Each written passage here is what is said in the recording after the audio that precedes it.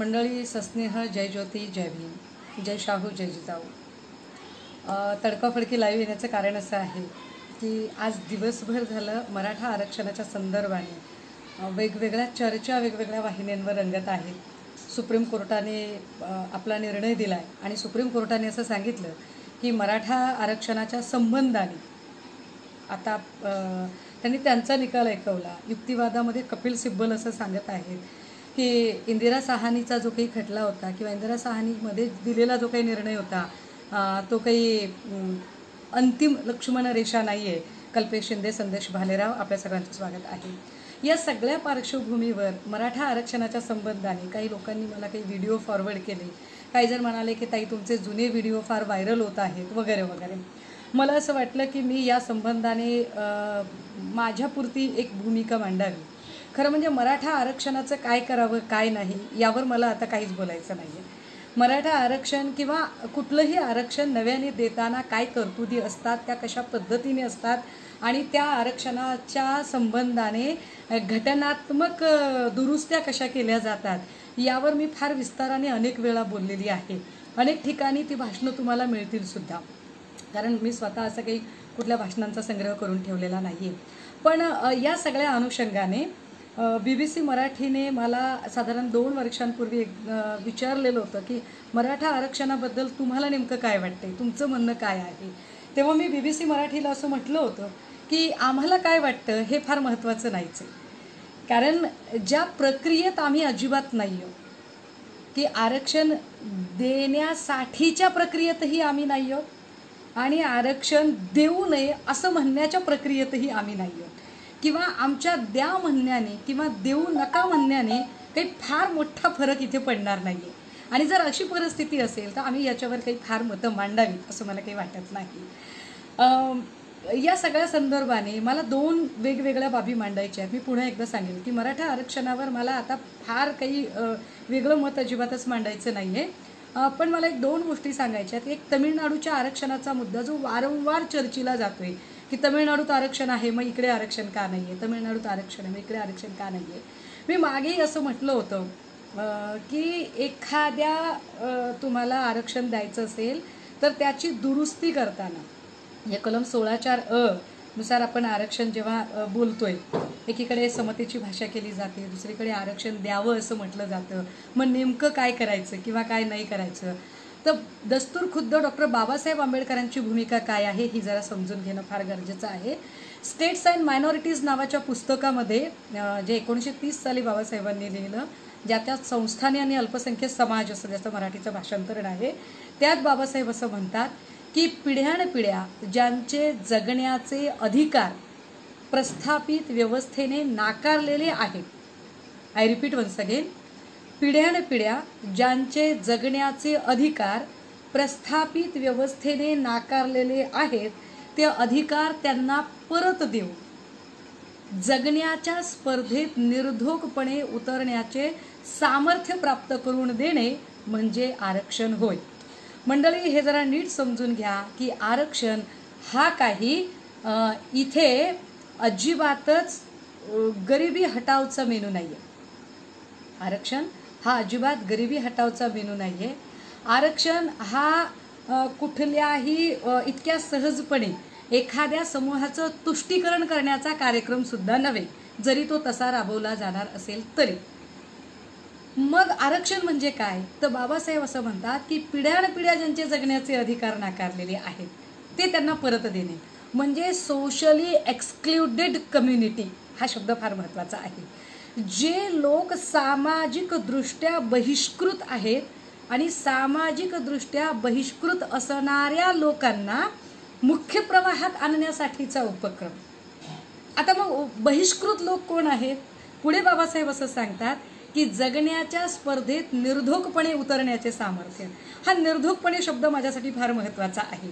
उदाहरणार्थ म्हणजे जरा सोपं करून सांगते, ज्या वेगवेगळ्या जात समुदाय आहेत भारतवर्षात, आपण जरा महाराष्ट्राचा विचार करूया. समजा महाराष्ट्रात ज्या अनेक जाती समुदाय आहेत, एक साधं उदाहरण घेऊया. समजा एखाद्या जात समुदायामध्ये जे की हिंदू संस्कृतीचं पालन वगैरे करतात, त्यातला जर एखादा मुलगा लग्नाच्या वेळेला घोड्यावर बसला आणि त्याची घोड्यावरनं वरात निघाली आणि तो नवरदेव पारावर जाणे हा जो एक संस्कार आहे, त्यातनं तो जर त्या एखाद्या मंदिराच्या चौथऱ्यावर पारावर गेला तर त्याला कुणीही मज्जाव करत नाही, त्याला मज्जाव करू नये. भारतीय संविधान असं सांगतं की प्रत्येकाला कुठेही जाण्याचा येण्याचा अधिकार आहे, त्याला तुम्ही त्याचा प्रवेश नाकारू शकत नाही.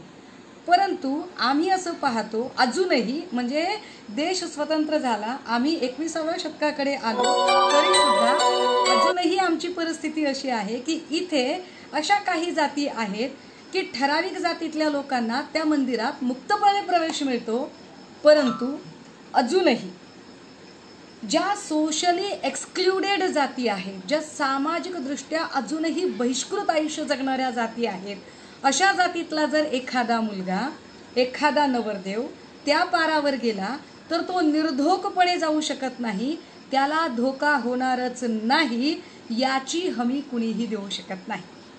यावर मी अनेकदा बोलली आहे. मी उदाहरणासकट अगदी गावांच्या नावासकट यात बोलू शकते, पण मला फार आता त्या खोलात जायचं नाही आहे. तुम्ही सगळेजण जाणता त्याबद्दल.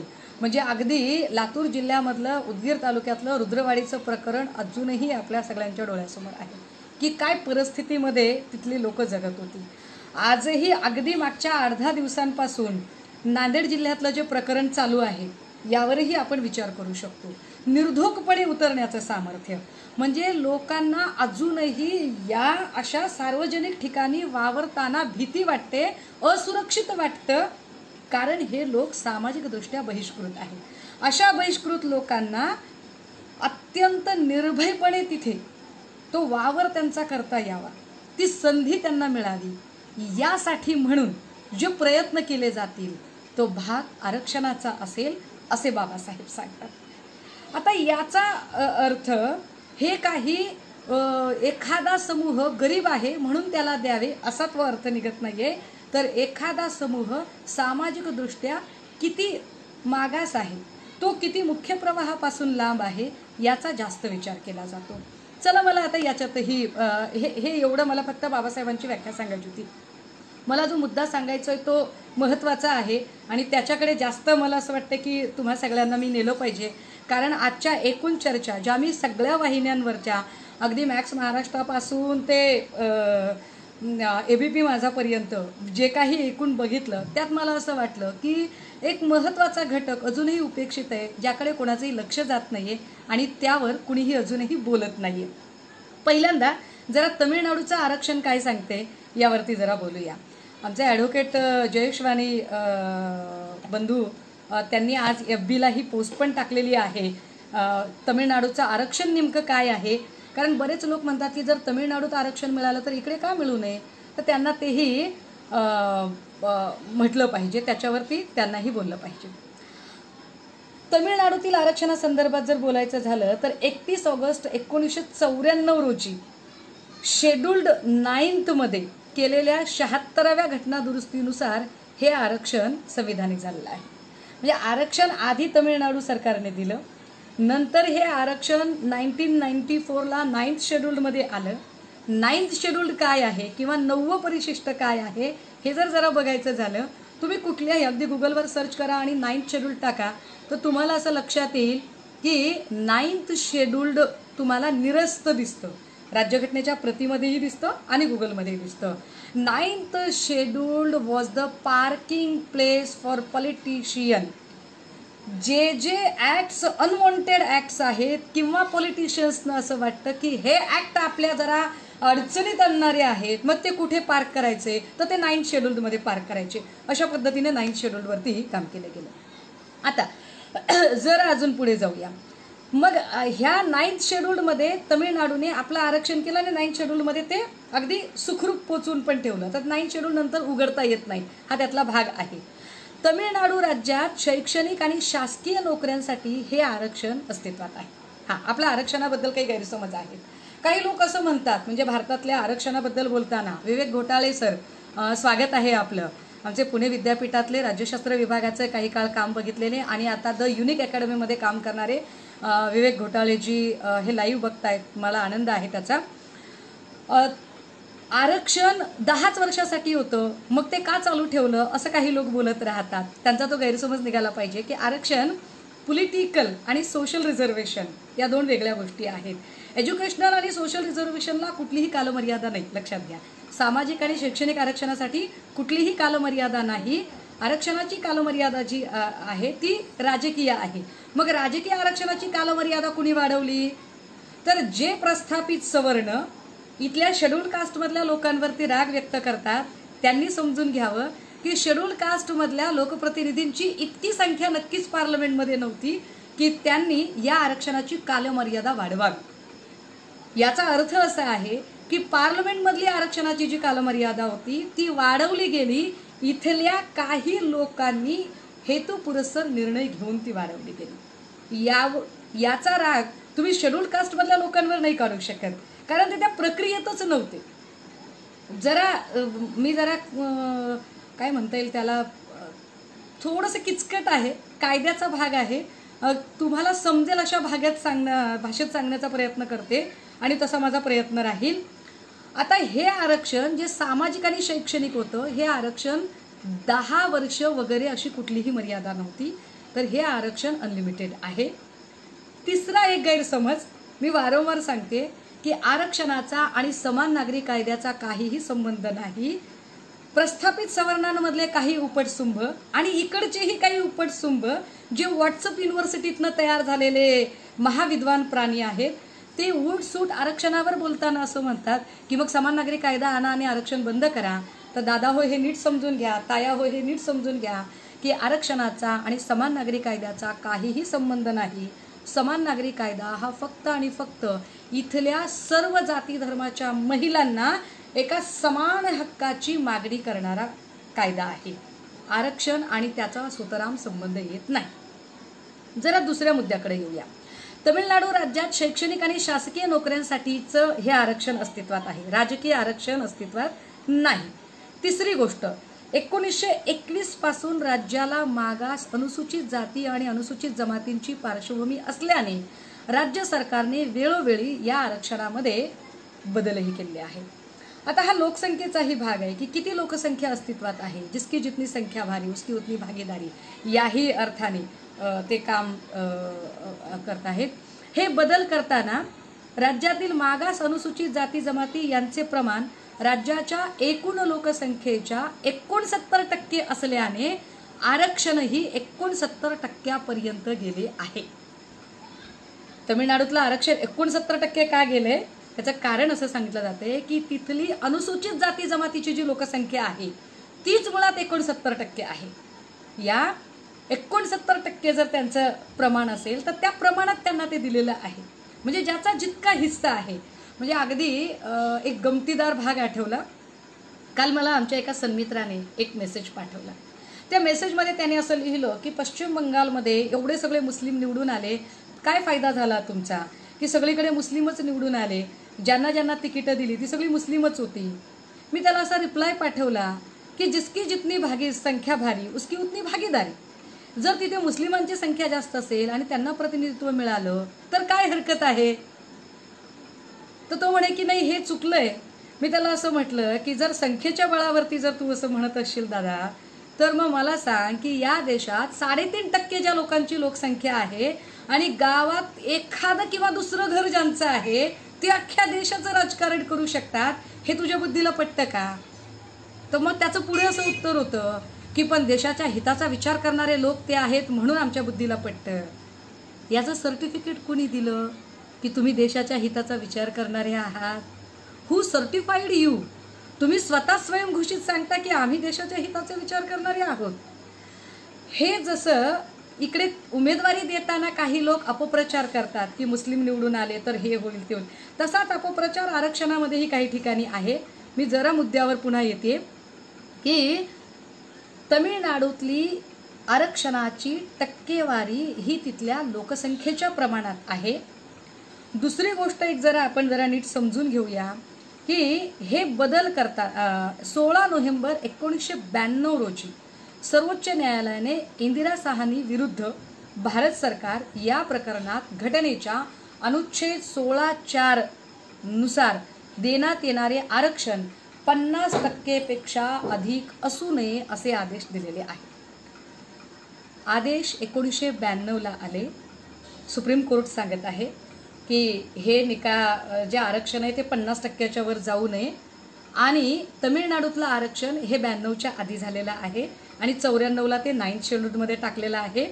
आता 92ला जेव्हा इंदिरा साहानी खटल्यामध्ये हे सांगितलेलं आहे, सर्वोच्च न्यायालयाचा निर्णय जर बदलायचा असेल तर, म्हणजे जे व्हॉट्सअप युनिव्हर्सिटीतनं तयार झालेले वीर आहेत आणि जे आज दिवसभर एक पोस्टी फिरवतात की राज्य सरकारला अपयश आले किंवा याला अपयश आले त्याला अपयश आले, मला याच्यात पडायचं नाही आहे की राज्य सरकार किती चांगलं आहे किंवा केंद्र सरकार किती वाईट आहे, या भानगडीतच पडायचं नाही आहे.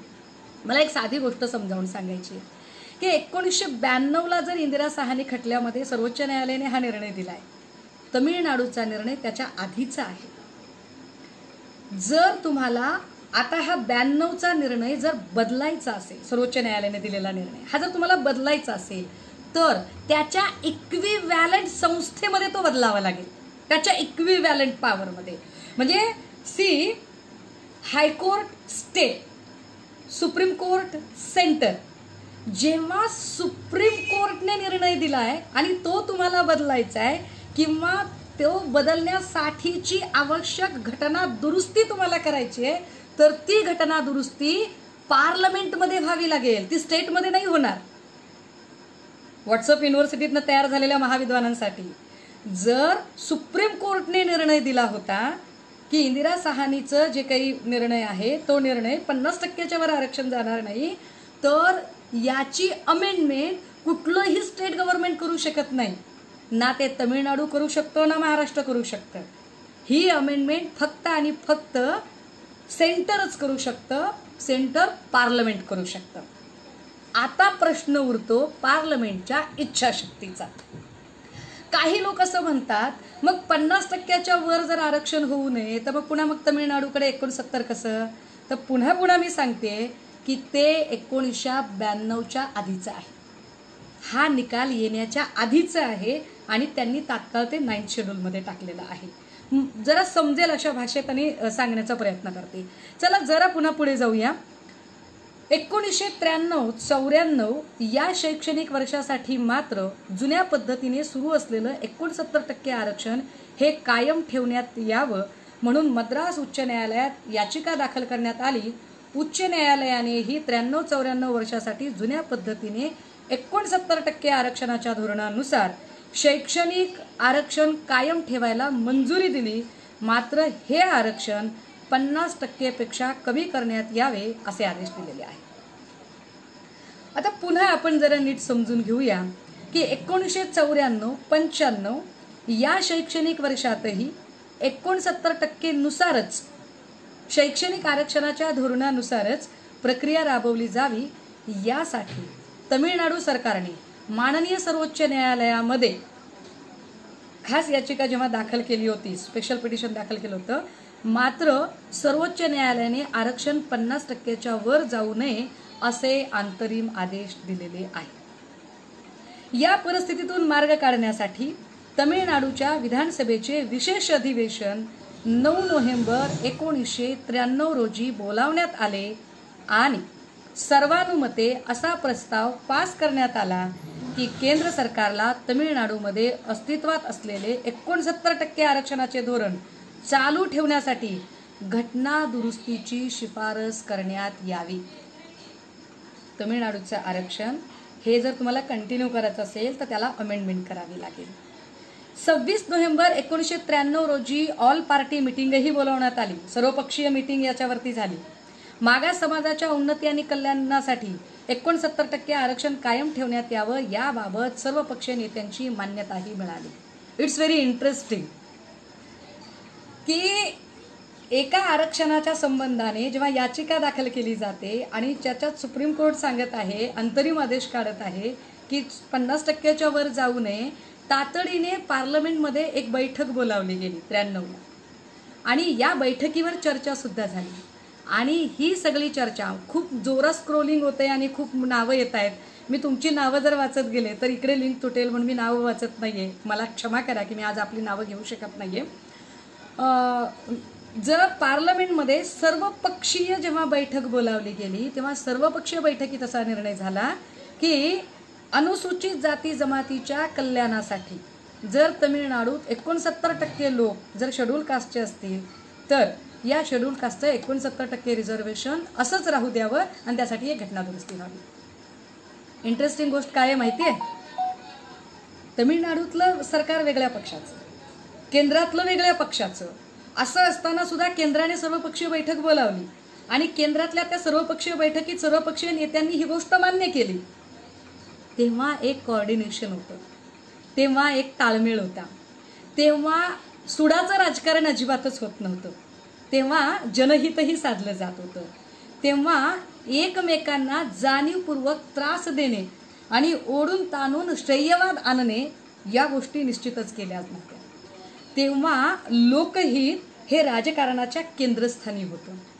लोकहित जर राजकारणाच्या केंद्रस्थानी असेल तर केंद्र आणि राज्य एकमेकांमध्ये ताळमेळ ठेवून सामोपचाराने निर्णय घेऊ शकतात।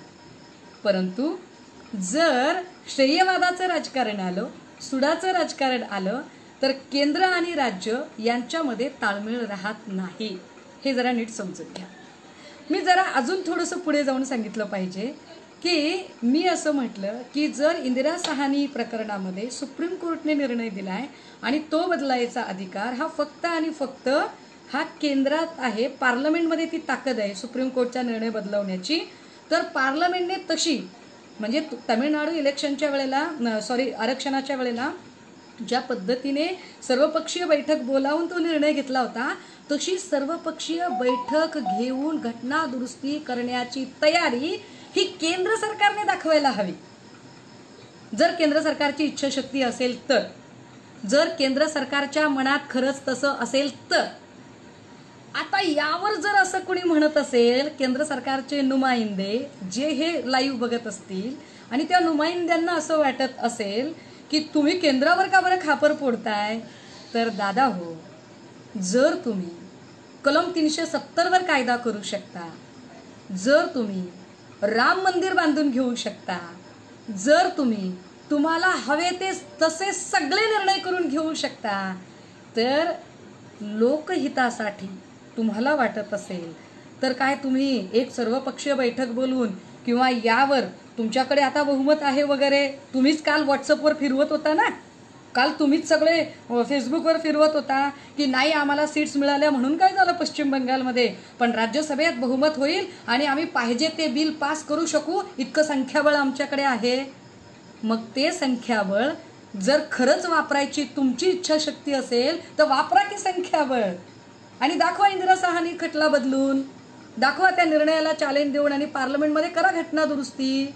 Yes, I challenge you. तुम्ही हे चॅलेंज स्वीकारू शकता का बघा आणि याच्यावरती चर्चा करा। मी जरा अजून थोडीशी पुढे जाते। 1994-95 या वर्षात शैक्षणिक वर्षात 69% आरक्षणानुसारच ही प्रक्रिया तमिळनाडूमध्ये राबवली गेली होती। 26 नोव्हेंबर 1993ला मी म्हटलं तसं ऑल पार्टी मीटिंग त्यांनी बोलावली होती आणि 69% आरक्षण कायम ठेवण्यासाठी Tamil Nadu backward classes, schedule caste and schedule tribes reservation of seats in educational institution of appointments और post in the service under the state bill 1993 या नावाने कायदा करण्यात येऊन आर्टिकल 31C नुसार सदर कायदा राष्ट्रपतीच्या मंजुरीसाठी केंद्र सरकारकडे पाठवण्यात आला होता। त्यावेळेला हे सगळं केलं गेलं होतं। जर ही गोष्ट 1993ला होऊ शकते, विशेष म्हणजे केंद्रात वेगळं सरकार आणि राज्यात वेगळं सरकार असताना होऊ शकते, तर आता ती गोष्ट का होऊ शकत नाही यावरती एकदा या सगळ्यांनी बोललं पाहिजे। म्हणजे अगदी आत्ता जे बोलणारे आहेत मग ते फडणवीस असतील, त्या पंकजा मुंडे असतील, ते चंद्रकांत पाटील असतील, तिकडे अजून काय ते महाजन असतील, बरीच लोक आहेत ही सगळे मांडणारी की महाराष्ट्र सरकार कमी पडलं। मला इथे महाराष्ट्र सरकारची वकिली अजिबातच करायची नाही, आय एम नॉट इंटरेस्टेड, बिलकुलच नाही। कारण जी कायदेशीर वस्तुस्थिती आहे ती वस्तुस्थिती एकदा समोर मांडली पाहिजे, त्यावरती हे बोललं पाहिजे। आता जरा अजून पुढे जाऊया आपण या संदर्भात तत्कालीन केंद्रीय गृहमंत्र्यांनी आरक्षणाची गरज लक्षात घेऊन 13 जुलै 1994 रोजी इतर राजकीय पक्षांच्या नेत्याची बैठक बोलावली व सर्वदलीय बैठकीनंतर बिल राष्ट्रपतीकडे पाठवण्यात आले. 19 जुलै 1994 रोजी राष्ट्रपतींनी कायदा मंजूर केला आणि तमिळनाडूचा 69% आरक्षण कायम झाले. 22 जुलै 94ला आर्टिकल 9 मध्ये याचा समावेश केला गेला. शेड्यूल 9 मध्ये 23 ऑगस्ट 1994ला या कायद्याला 76वी घटना दुरुस्ती म्हणून मान्यताही मिळाली आणि परत ते 9 शेड्यूलमध्ये गेल्या. एकदा 9 शेड्यूलमध्ये गेल्यावर परत ते रिओपन होत नाही. त्यामुळे आता तमिळनाडूच्या त्या सगळ्या आरक्षणाला काही हात लावायचं काही कारण नाहीये. तमिळनाडूमधील आरक्षण मागास प्रवर्ग आत्ता जी परिस्थिती आहे त्यामध्ये 26.5%, मुस्लिम प्रवर्ग 3.5%, एकूण मागास प्रवर्ग 30%, डिनोटिफाईड 20%. आता याच्यामध्ये शेड्यूल कास्ट 15%, अरुंथरित्यार समाज एक आहे तो 3%. अशा सगळ्या पद्धतीने अर्थात ही सगळी माहिती मी पुन्हा एकदा सांगेल की ॲडव्होकेट जयेश वाणींनी खास पोस्ट केलेली आहे. मला नव्याने आत्ता लिहायला वेळ नव्हता म्हणून मी त्याचा आधार घेतलेला आहे. पण जरा मला दुसऱ्या मुद्द्याकडे यायचे. आरक्षण म्हणजे काय त्याबद्दलचे गैरसमज. जर तुम्हाला ते टिकवायचं असेल किंवा तुम्हाला ते खरंच मिळवायचं असेल तर तुम्ही पार्लमेंटमध्ये अशी स्पेशल अमेंडमेंट करू शकता. म्हणजे हा इक्विव्हॅलंटचा मुद्दा आहे, तो राज्य सरकारकडे नाही आहे. हे सगळं मांडल्यानंतर आणि एखादी घटना दुरुस्ती करायची असेल तीही जेव्हा सुप्रीम कोर्ट सांगतं आणि त्याच्यानंतर तुम्हाला गाईडलाईनच्या नंतर करायची असेल तर त्याच्यासाठी तुम्हाला विशेष घटना दुरुस्तीचा अवलंब करावा लागतो. विशेष घटना दुरुस्ती म्हणजे पार्लमेंटमधलं 2/3 मेजॉरिटी प्लस राज्यांची संमती या सगळ्या गोष्टी पार पाडाव्या लागतात. यानुसार केंद्र सरकार या गोष्टींसाठी का तयार होत नाही. हा एक भाग झाला माझ्या आजच्या मांडणीचा. मला दुसरा एक अत्यंत महत्त्वाचा भाग सांगायचा आहे ज्याच्यासाठी मी आज खरं तर लाईव्ह आहे. तो भाग असा आहे की एकीकडे महाराष्ट्रातला ज्याला आपण एक डॉमिनंट वर्ग म्हणू शकू, प्रबळ वर्ग, हा मराठा वर्ग ज्यांचे भरपूर नेते आहेत, सगळ्या पक्षामध्ये आहेत, सगळ्या संघटनांमध्ये आहेत. म्हणजे अगदी बलशाली संघटना सुद्धा मराठ्यांच्या आहेत. मग त्या शिवसंग्राम छावापासून अगदी बघायला गेलं तर आणि पक्षसुद्धा बलशाली मराठ्यांचे आहेत. कुठल्या एकाच पक्षात मराठ्यांचे नेते आणि मंत्री आहेत असं नाही, तर ते सगळ्याच पक्षांमध्ये आहेत. फक्त राज्यातच ते नेते आहेत असंही नाही, तर ते केंद्रातही आहेत. एवढे सगळे नेते मंत्री असताना मराठा समुदायामध्ये खूप सारे चांगले वकीलही आहेत, चांगले जजही आहेत, चांगली मांडणी करणारे वक्तेही आहेत, चांगलं लिहिणारे लेखकही आहेत, त्यांचं म्हणणं मुख्य प्रवाहात मांडणारे माध्यमांमध्येही चांगले लोक आहेत. एवढी सगळी अनुकूल परिस्थिती असताना सुद्धा मराठा आरक्षणाचा प्रश्न सुटत नाही. मंडळी, मला तुम्हाला जरा दुसऱ्याच प्रश्नाकडे घेऊन जायचे. मग ज्यांचा इतका मोठा प्रबळ आवाज आहे त्यांना इतक्या अडचणी येतात, तर ज्यांना खरंच आरक्षणाची गरज आहे त्या पालामध्ये राहणारा भटका विमुक्त समाज, ना त्यांचे केंद्रात मंत्री आहेत, ना त्यांचा राज्यात मंत्री आहे, ना त्यांचा एखादा प्रतिनिधी आहे, ना त्यांचा एखादा महापौर आहे, ना त्यांचा नगराध्यक्ष आहे, ना त्यांचा कोणी सुप्रीम कोर्टात हायकोर्टात मोठा एखादा वकील आहे, ना त्यांची तितकी आर्थिक स्थिती आहे, यांच्या आरक्षणाबद्दल कोण बोलेल. जर इथल्या एका प्रबळ समाज समूहाची ही अवस्था असेल तर भटक्या विमुक्तांच्या प्रश्नांचं काय. माझ्यासाठी हा प्रश्न फार जिव्हाळ्याचा आहे. माझ्यासाठी या संपूर्ण आजच्या मांडणीचा हा उत्तरार्धच जास्त महत्त्वाचा आहे. मला त्याचसाठी आजची ही मांडणी करायची की मराठ्यांना आरक्षण मिळावं की न मिळावं, मला याच्यावरती काहीच मत मांडायचं नाही आहे. मला हे सांगायचं आहे की जर मराठा समूहाची आर्थिक स्थिती हलाखीची आहे अशी मांडणी होत असेल तर त्याच वेळेला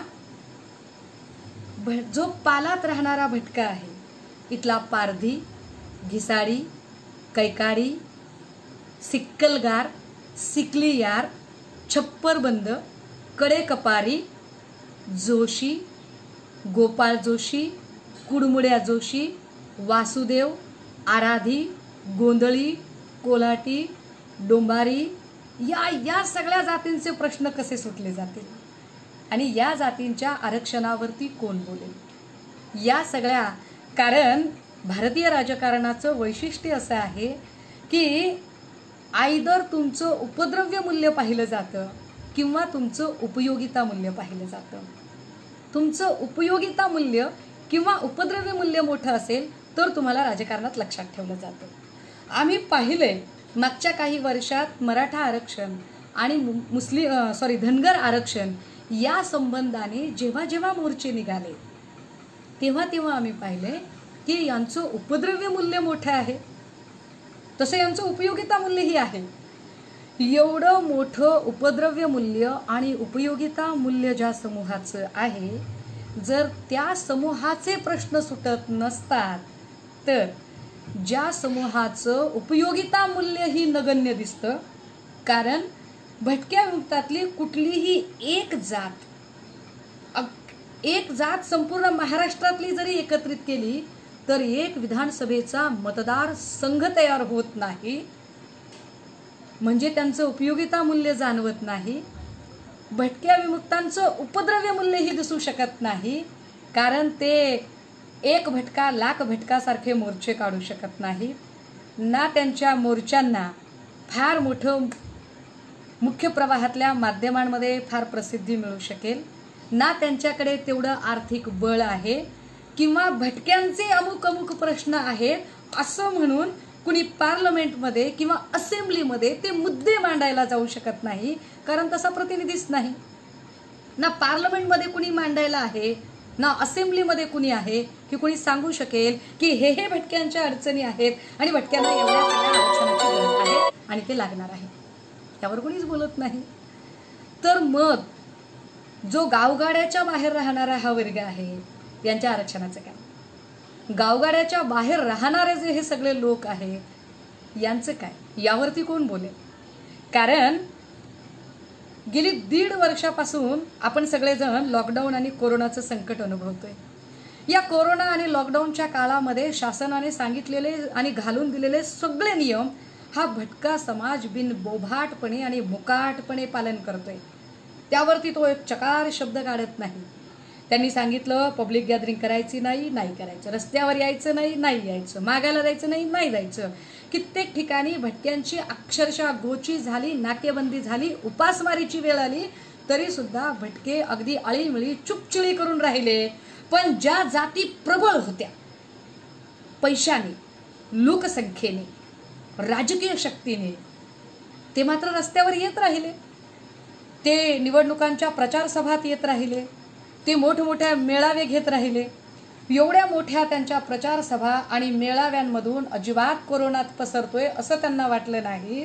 मात्र भटक्या विमुक्तांच्या रोजीरोटीसाठी चालू असणारी त्यांची भटकंती किंवा कला केंद्र, त्यातून मात्र कोरोना पसरतो असं मात्र राज्यकर्त्यांना वाटलं. याचा विचार कोण करेल बरं? आणि हे सगळे यांची दुःख मांडायला सुद्धा डायस नाही अशा लोकांच्या प्रश्नांवर कोण बोलेल? कपिल सिब्बल सारखा वकील लावू शकलात हे काय कमी आहे का? भटके असा वकीलही लावू शकत नाही, यावरही बोलू शकत नाही. मला आपल्या सगळ्यांच्या समोर आज हेच मांडायचं होतं की जेव्हा सगळी माध्यमं, मग मराठा आरक्षणाचं काय झालं यावरती सगळे मांडत होते ना हिरिरीने, आणि काही जण अतीव दुःखात बुडालेले, काही जण अतीव आनंदाने उकळ्या फुटलेले, या दोनही वर्गांना विसर पडत होता. अतीव दुःखात बुडालेल्यांनाही आणि अतीव आनंदाने उकळ्या फुटलेल्या लोकांनाही, या दोघांनाही विसर पडत होता की अरे जो पालामध्ये जगणारा आहे, ज्याचं कास्ट सर्टिफिकेटही अजून निघत नाही, ज्याच्याकडे किमान आयडेंटिफिकेशनचे डॉक्युमेंट्स नाहीये, ज्याच्याकडे अजूनही साधं मतदानाचं ओळखपत्र ज्याच्याकडे नाहीये, ज्याच्याकडे राशन कार्ड नाहीये, ज्याच्याकडे बेसिक म्हणजे शासनाने जर सांगितलं की आम्ही 2,000 रुपये तुमच्या खात्यावर टाकू, किंवा शासनाने सांगितलं की आम्ही तुम्हाला प्रति मानशी आम्ही तुम्हाला 3 किलो गहू आणि 2 किलो तांदूळ देऊ, तर त्याची नोंद दाखवण्याचा साधा पुरावा सुद्धा ज्यांच्याकडे नाही, हा पुरावा सुद्धा ज्यांच्याकडे नाही, अशा लोकांचे प्रश्न कधी येतील बरं मुख्य प्रवाहातल्या लोकांच्या तोंडावर? जिथे इतक्या बलशाली लोकांचे प्रश्न सुद्धा असे चुटकीसरशी बाजूला टाकले जातात, तिथे या गरीब आणि भटक्या लोकांना आवाज कधी मिळेल? मंडळी, माझ्याकडे बोलण्यासारखे खूप मुद्दे आहेत. मला कल्पना आहे माझ्या इतक्या स्पष्ट बोलण्याने काही जणांना फार मिरच्या लागण्याची शक्यता आहे. परंतु हे बोलणं अत्यंत फार आतड्यातनं येतंय. काहींना माझ्या बोलण्यामध्ये जरा रग वाटत असेल तर दादा हो, माझ्या जगण्यात तितकी धग आहे, तेवढं धगीचं आयुष्य आम्ही जगलोय, म्हणून आमच्या बोलण्यात तेवढी रग येते. आम्हाला असं वाटतं की एकीकडे जर इतक्या मातब्बर समूहाला सुद्धा मात खावी लागत असेल, तर जो अत्यंत नगण्य समाज आहे, जो समाज तुमच्या खिचगिंतीतही नाही, तुमच्या कुठल्याच प्रश्नांमध्येही नाही. कारण मी पाहते माध्यमं जेव्हा चर्चा करतायत, माध्यमं नोकरदारांच्या चर्चा करतायत, माध्यमं व्यापाऱ्यांच्या चर्चा करतायत. ABP माझाचे रिपोर्ट बघितले मी की लॉकडाऊनवरती प्रतिक्रिया कोणाची? मोठ्या व्यापाऱ्यांची. प्रतिक्रिया कोणाची? सोनाराची, कापडवाल्याची. अरे पण ज्याच्याकडे रोजीरोटीसाठी भांडवलच नाही आहे त्याच्यावरती काय तुमच्या चर्चा आहेत? ज्याच्याकडे काही बेसिक असं, म्हणजे तुम्ही आमच्या बँकेच्या खात्यामध्ये 2,000 टाकणार असं सांगताय दादा हो, पण ज्याचं बँकेचं खातंच नाही आहे, अशा लोकांचं काय? आणि अशा लोकांनी आरक्षण मागूच नाही का? किंवा अशा लोकांच्या आरक्षणासाठी परोपकारी होऊन तुम्ही कधीतरी मोठं मन करणार आहात का? जे लाईव्ह ऐकत असतील खबरे खुबरे, जे लाईव्ह ऐकत असतील फार मोठे प्रस्थापित, अगदी ते कुठल्याही पक्षातले असो, त्या सगळ्यांनी याच्यावर विचार करण्याची गरज आहे की भटक्या विमुक्तातल्या या तमाम ज्या जाती आहेत, ज्या उपेक्षित आहेत, ज्या दुर्बल आहेत, ज्यांचा अजून साधा सेन्सस झालेला नाही. कारण होतं काय माहिती आहे का, आम्ही जेव्हा अशी काही भूमिका मांडायला लागतो तेव्हा त्यांना असं वाटतं की आम्ही कुणाला तरी विरोध करतोय का? नाही दादा हो, विरोध करण्याची कुवत कुठे? विरोध ते लोक करू शकतील ज्यांच्याकडे राजकीय बळ फार मोठं आहे, किंवा ज्यांच्याकडे आर्थिक बळ फार मोठं आहे, किंवा ज्यांच्याकडे संख्याबळ फार मोठं आहे. इथला भटका विमुक्त अत्यंत दयनीय अवस्थेतला आहे. ना तो पॉलिटिकली डॉमिनंट आहे, ना तो फायनान्शियली डॉमिनंट आहे, ना तो त्याच्या संख्याबळावरती त्याचं पॉप्युलेशन तेवढं डॉमिनंट आहे, असं काहीच नाही आहे. अशा सगळ्या समूहाचा विचार कदाचित इथली व्यवस्था कधीतरी करेल. इथल्या व्यवस्थेतली भरल्या पोटानं वावरणारी आणि पोट भरलं तरी ढेकर न देता वरून अजून, म्हणजे पोटभर खाल्ल्यावर अजून तूप मिळेल का, साठवणुकीसाठी मिळेल का, असा विचार करणारी जी माणसं आहेत ना, या सगळ्या लोकांना काही प्रश्न ठेवून जावेत म्हणून आजची मांडणी होती. बाकी मराठा आरक्षणाचं भवितव्य काय असेल यावरती खूप आधी मांडणी केली होती. त्यावेळेला मांडणी करताना काही लोकांना असं वाटलं की मी आरक्षण विरोधी मांडणी करते का, तर असं अजिबात नाही. मी आरक्षण विरोधी मांडणी करते अशातला भाग नाही. मांडणी करताना मी तुम्हाला घटनात्मक फक्त पेच प्रसंग सांगण्याचा प्रयत्न करते की घटनात्मक पेच असे आहेत की राज्य सरकारच्या हातातच ही गोष्ट नाही आहे. तुम्हाला याच्यासाठी विशेष घटना दुरुस्तीकडे जावं लागेल आणि विशेष घटना दुरुस्ती ही केंद्राकडूनच होऊ शकते. आणि जर केंद्राची इच्छाशक्ती असेल तर ते होऊ शकेल. पण सध्याची एकूण परिस्थिती पाहता ज्या पद्धतीने केंद्र राज्यांसोबत, सगळ्याच राज्यांसोबत, मग ते दिल्ली असो की महाराष्ट्र असो, या सगळ्याच राज्यांसोबत ज्या पद्धतीने सूडबुद्धीचं राजकारण करते, त्या सूडबुद्धीच्या राजकारणावरून तरी मला तरी असं वाटत नाही की सेंट्रल गव्हर्नमेंट पार्लमेंटमध्ये अशी कुठली अमेंडमेंट करण्यासाठी कार्यतत्परता दाखवेल. बाकी आपण जी फाईट दिली त्या फाईटला सलाम. बघा जमलं तर इथल्या जे अत्यंत म्हणजे पोटं भरलेल्यांचा लढा वेगळा, पण जे फारच अर्धपोटी आहेत, जे अगदीच उघडे नागडे आहेत, त्यांचे लढेसुद्धा कधी मुख्य प्रवाहात आणता आले तर बघा विचार करून तुर्तास थांबते. रजा घेते. जय ज्योती, जय भीम, जय शाहू, जय जिजाऊ.